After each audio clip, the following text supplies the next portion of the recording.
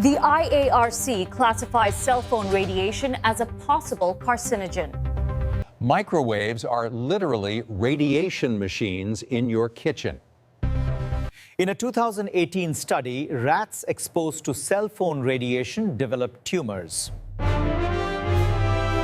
And the most common one that I get, the EMF meter starts beeping whenever I take it close to my Wi-Fi router. All of those statements are real scientific facts. But here's the problem. Knowing how to read a scientific fact is not the same as knowing how to interpret it. Today, we're going to talk about how the internet weaponizes boring science to create dramatic fear. There's also something deeper going on. The human brain is wired to crave certainty. We are uncomfortable with maybe, unlikely, or the evidence so far suggests kind of language. Statistical thinking doesn't come natural to humans. And when uncertainty meets fear, fear always wins, even when it's wrong. The word radiation sounds terrifying. It feels like something invisible, powerful, and out of control. So today, let's break it down. No panic, no controversy, just trying to understand 8th grade science. Radiation isn't one thing. It's a spectrum. On one end, you have gamma rays, X-rays, and UV rays. These have very high energy and high frequency. They have enough energy to damage DNA that can cause cancer. That's why the doctors advise you to wear sunscreen. And the X-ray technicians hide behind a shield. Some doctors wear lead aprons while doing interventions. They get exposed to it multiple times a day. And as you move down the spectrum, the energy drops. Then you get visible light, infrared, microwave, and radio waves. Your cell phone radiation, Bluetooth, Wi-Fi, microwaves, all belong within this category. These are non-ionizing radiation, meaning they don't have enough energy to damage your DNA. The energy from sunlight hitting your skin is thousands of times greater than the cell phone radiation. Now let's tackle the microwave first, because that's where a lot of fear comes from. A common misconception is that microwaves heat food due to toxic radiation. That's false. The microwaves work by making the water molecules vibrate that generates heat. They deliver very low energy radiation in a very high amount within a very short period. They operate at very high power, like 1,000 watts, compared to 1 to 2 watts for a cell phone. Once the microwave is turned off, the radiation is gone. It's just like a gas stove. It's dangerous only if you are touching the fire. The food does not store radiation. Your leftover pasta isn't radioactive. And the nutrients like vitamin C are better preserved when heating in a microwave than when heating in a stovetop, because heating in a microwave is quicker and it only affects the water molecules. The small holes on the microwave door, they block the microwaves because of its high wavelength. But it lets the visible light to pass through because of its low wavelength. That's why you can still see the food, but you don't feel the heat outside of the microwave. At high power, microwaves can cause burns if directly exposed. The burns are through heating, not DNA damage. Now let's talk about the IARC WHO classification that gets quoted everywhere. Category 1 contains substances that have sufficient evidence of cancer in humans. They include most of the old school carcinogens like tobacco, alcohol, UV rays, asbestos, air pollution, and processed foods, and a lot of other substances. Category 2A contains substances that have limited evidence of cancer in humans but has sufficient evidence in animals. They include red meat, night shift work. I'm not sure if they actually made the rats work night shift for that. Anabolic steroids like testosterone. Category 2B contains substances that have been classified as possible carcinogen. They have limited evidence of cancer in humans and less than sufficient evidence in animals. They include the cell phone radiation and the microwaves. Now, that sounds scary. I knew microwave foods were dangerous. But wait, there's more to it. What this actually means is, we looked into it carefully, we didn't find any convincing evidence, but we're not closing the book yet. This group also contains aloe vera extract, pickled vegetables, gasoline fumes. All these substances are in the same category with same level of evidence, just different level of fear. Category 3 contains substances that have insufficient evidence in both humans and animals. They include substances like coffee or ultrasound. that have practically no concern for cancer in humans. But if you see the language, even the lowest category, category 3, doesn't deny the possibility of cancer. By that logic, everything causes cancer. It's just that the language of science is pretty ambiguous. But practically, I would be very, very careful about the category 1 substances and category 2A.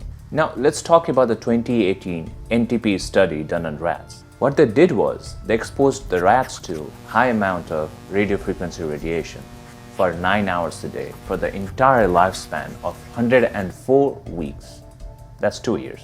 A small percentage of male rats developed some rare tumors, and they live longer for some reason.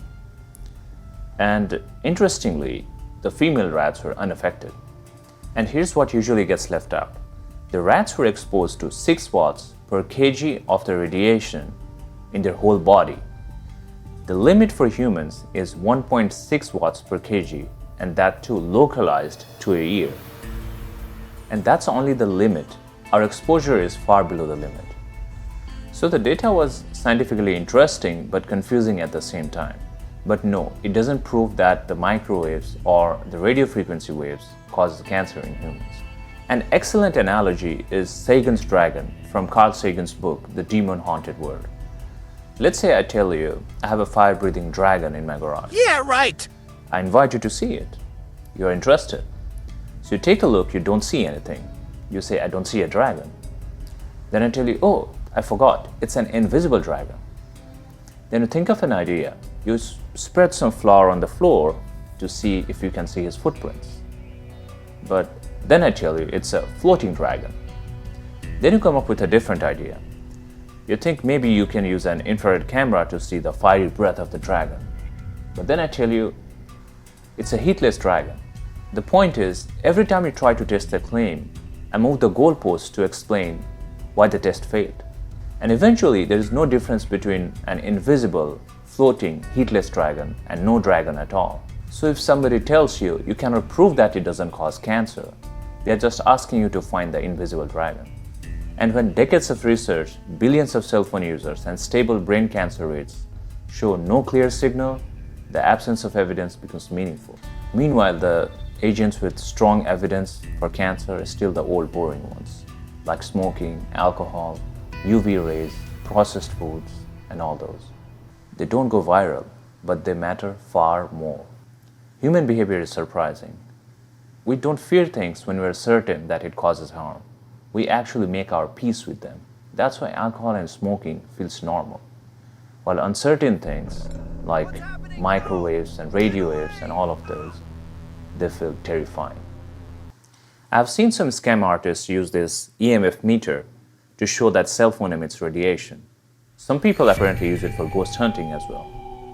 When you hold an EMF meter close to the phone, it's only measuring the radio frequency waves of the phone, which they already have. We already know about that. It's in the low frequency range and has very low energy. So is the reading real? Yes, it's real. It's just detecting the handshake between your phone and the cell tower. That's all it's proving. It's just telling you that it's working. The red zone on the EMF meter isn't a medical threshold. It's a marketing feature. If the meter doesn't beep, you're going to return it for being broken. It's calibrated just for drama, not for health.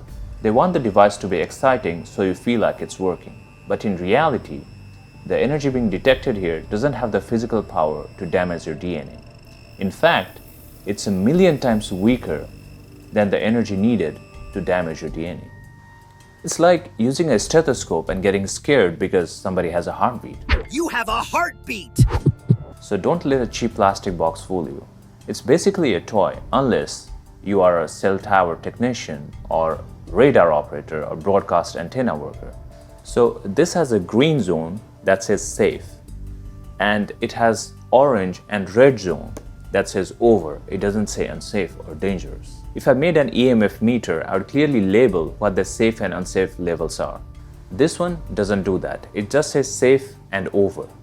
The one I'm detecting close to the Wi-Fi router is around 60 to 70 and 2 inches from microwave around 150. The international safety guidelines are set at 4 to 5 times for cell phone and tens to hundreds of times more than your exposure from microwaves and Wi-Fi. So let's say you're exposed to higher than recommended level of microwaves and radio waves. What does it actually do? So it causes heating of your body, just like you're going out in the sun. But this is a thermal effect, not DNA damage, like X-rays, gamma rays, and the UV rays from sunlight, which can cause cancer. The radiation effect from your phone is unlikely to harm your DNA. But the way we use our phones, also called as cell phone addiction, might affect our sleep, attention, and mental health. Not because of invisible waves, but because of very visible habits. As always, you're free to make up your own mind. And remember, skepticism is valuable only when it's informed. I'm Dr. Karna. Thank you for watching.